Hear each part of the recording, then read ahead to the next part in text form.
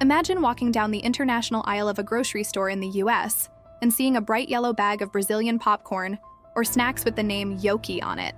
Behind that friendly brand, a staple in millions of Brazilian homes and today owned by the American food giant General Mills, there is a story so dark and shocking that it still haunts Brazil more than a decade later. This is the story of Marcos Matsunaga, a wealthy executive tied to that brand, and his wife, Elize, a woman who went from a poor childhood in a small town to the center of one of the most brutal and infamous crimes the country has ever seen. Elize Araújo came from humble beginnings in a tiny city in the Brazilian state of Paraná. Raised by a single mother, she was known as a good student in public schools, quiet and disciplined, the kind of girl no one would ever imagine at the heart of a true crime documentary. As a young adult, she moved to Curitiba, a larger city, to study and work. There, she trained as a nursing technician, learning about the human body, anatomy, and hospital procedures, skills that would later gain a horrifying new meaning. She eventually also studied law, earning a bachelor's degree, proof of her intelligence and ambition despite the obstacles in her life. In time, Elize left the hospital environment behind and moved to São Paulo, Brazil's fast-paced financial capital. To pay her bills, she began working as an escort, advertising her services on adult websites. It was through this world, far from her small town and far from any ordinary love story, that she entered the orbit of a man whose life could not have been more different from her own, Marcos Matsunaga, a wealthy executive from the family that built Yoki, a major Brazilian food company.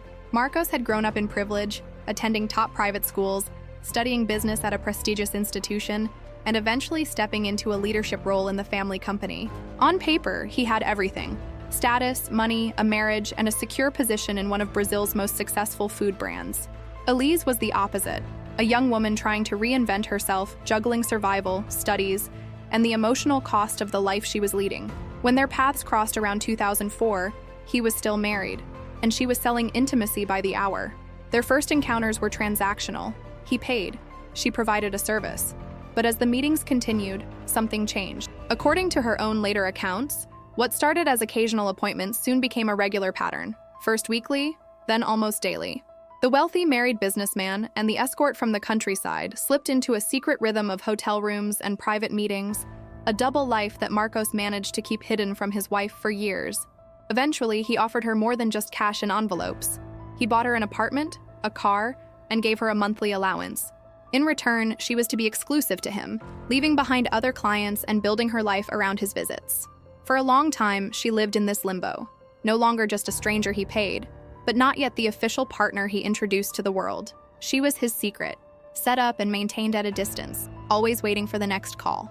Over the years, though, Marcos crossed a line even he could not step back from. He left his wife. After maintaining his double life for some time, he eventually asked for a divorce and assumed his relationship with Elize publicly.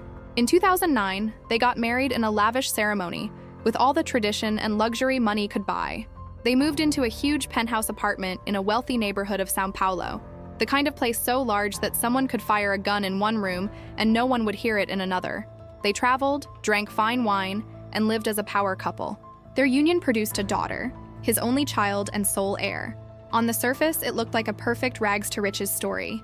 A woman who had come from poverty now living among the elite, married to a powerful executive of a famous food company.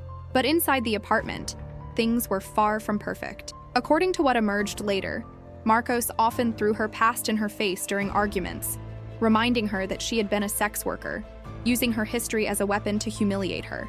At the same time, he himself was no saint. He had chosen to cheat on his first wife with Elize, and he seemed to carry that pattern forward. As time passed, the relationship became more fragile. Elize grew increasingly suspicious that Marcos was cheating on her, just as he had cheated with her before. For some women, the worst fear is not just betrayal. It's the realization that what someone did with you, they might one day do to you. She began to worry that she was now the disposable one, that there would always be another woman waiting to be upgraded into her place. By then, she was not only emotionally tied to him, but also financially and legally entangled. They were married under a partial community property regime. Part of the apartment was in her name. There was a life insurance policy worth hundreds of thousands of reais. Their little girl, his only child, stood to inherit everything he had built and everything he owned. In the eyes of the prosecution later on, these financial details would matter a lot.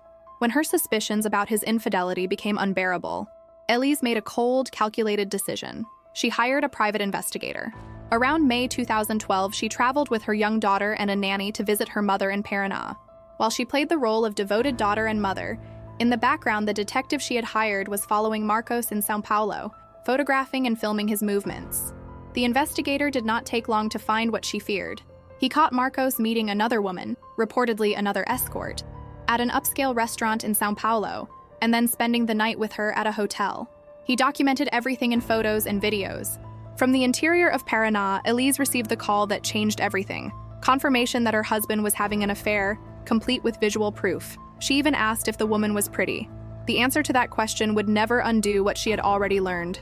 She cut her trip short. On May 19, 2012, Marcos went to the airport to pick up Elize, their daughter, and the nanny. Security cameras in the building captured the family entering the elevator around 6:30 p.m., heading up to the penthouse after the trip. Those grainy, silent images would later become some of the last moments of Marcos Matsunaga alive, replayed over and over again on Brazilian television. According to later testimony, the argument between them began in the car and continued inside the apartment. Elize confronted Marcos about the affair, armed not with a weapon yet, but with photos, videos, and a mountain of humiliation. He denied, then admitted, and the discussion escalated. She would later say that he slapped her across the face and used vulgar language to insult her, once again throwing her past as a sex worker in her face. At some point, she claimed, he threatened to take their daughter away so she would never see the child again. Inside that luxurious penthouse, emotions boiled over.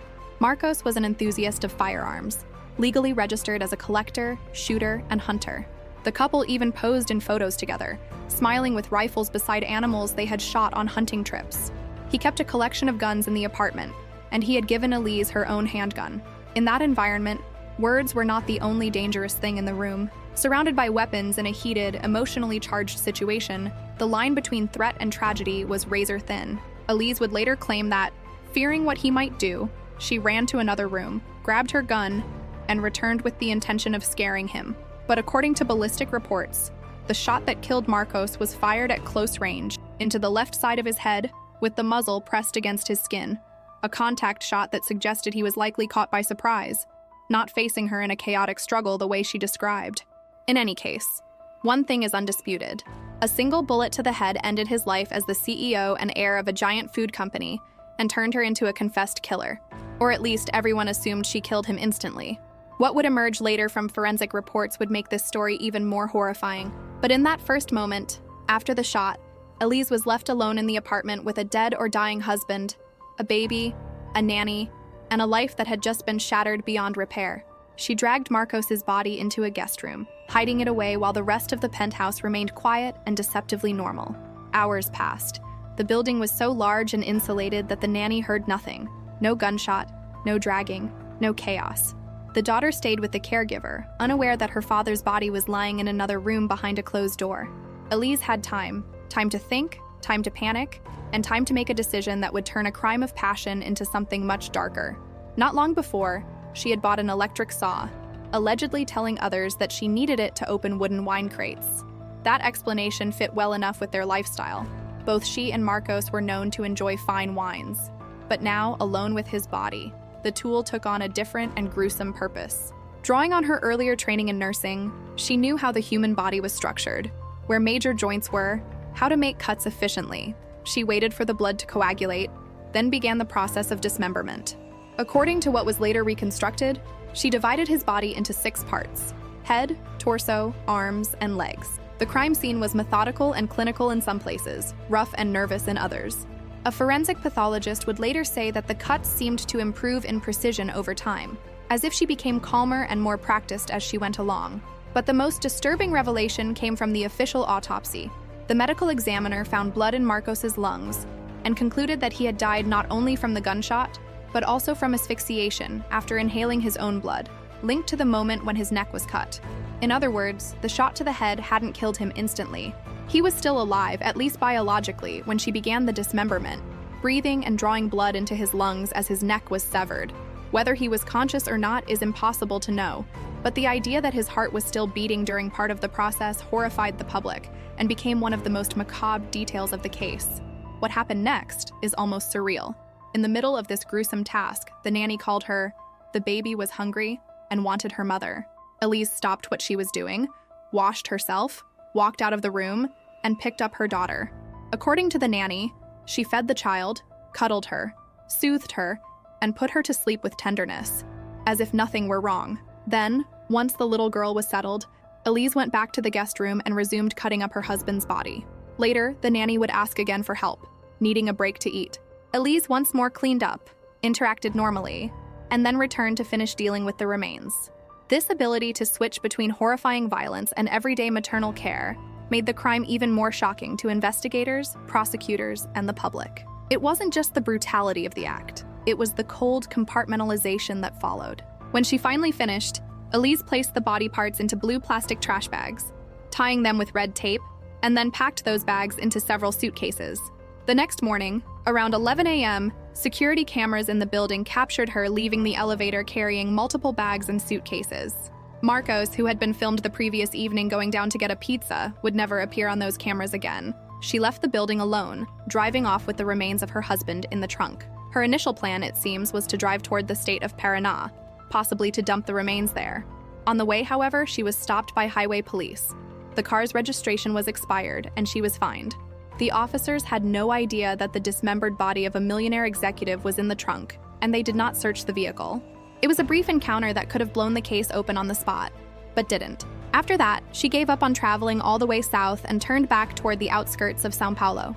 She chose a rural area near a road in the city of Cotia, close to the Raposo Tavares Highway, to dispose of the suitcases. One by one, she abandoned them in the brush, leaving the blue bags and their grim contents scattered in the vegetation.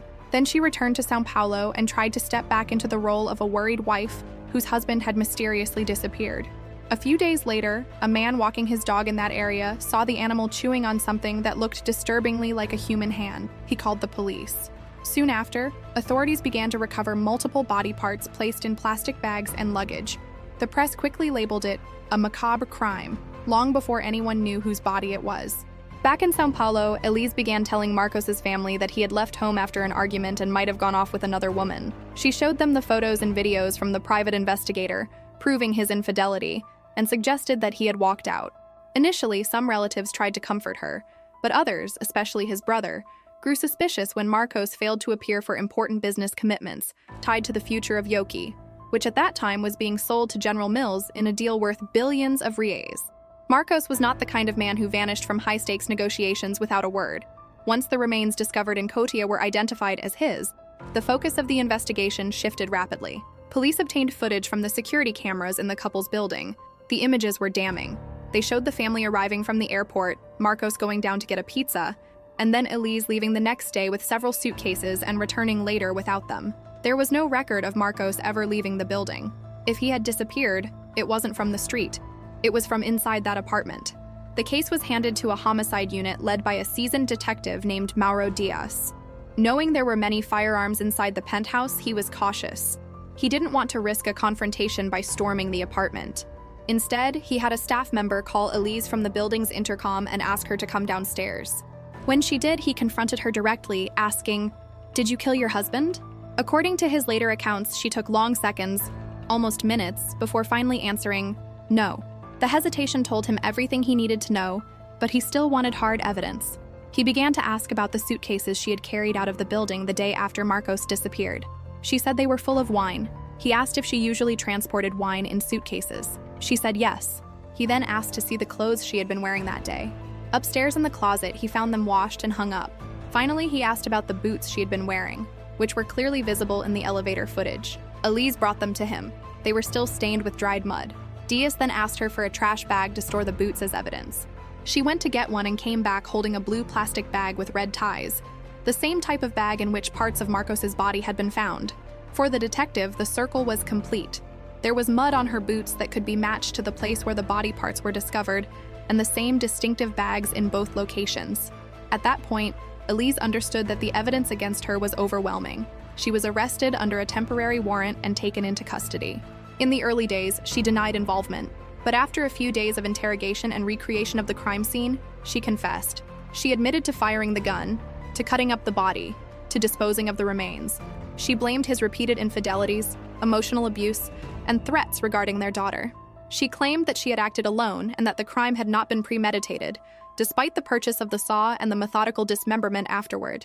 The trial, held in 2016, became one of the longest and most publicized in the history of São Paulo's courts, lasting 7 days and drawing intense media coverage. The prosecution charged her with aggravated homicide, arguing that she had used a means that made it impossible for her husband to defend himself, and with destruction and concealment of a corpse.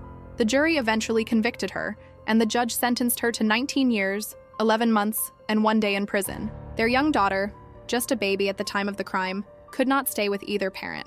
By agreement between both families, she went to live with a relative from Elize's side, and later with her paternal grandparents, who sought to protect her from the details of what had happened for as long as possible. She grew up in the shadow of a story she didn't fully understand, her last name forever tied to a crime that filled newspapers, talk shows, and documentaries.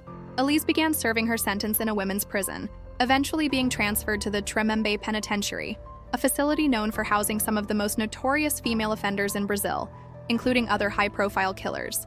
Her case was dissected on television programs, in magazines, and later in streaming documentaries, including a Netflix series that revisited her life, her version of the crime, and the contradictions between her story and the forensic evidence.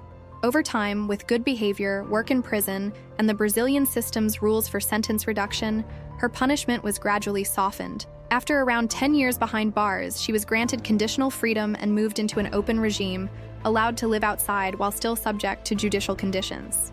Reports in recent years have shown her trying to rebuild a quiet life in the interior of São Paulo, working jobs far removed from the luxury she once knew, including as a ride-hailing driver and more recently, in a supervisory role at a construction site. For many Brazilians, the case of Elize and Marcos is about much more than one killing. It is about power and inequality, about how a relationship that began in secrecy and imbalance spiraled into emotional warfare. It is about betrayal repeating itself like a pattern that no one wanted to break.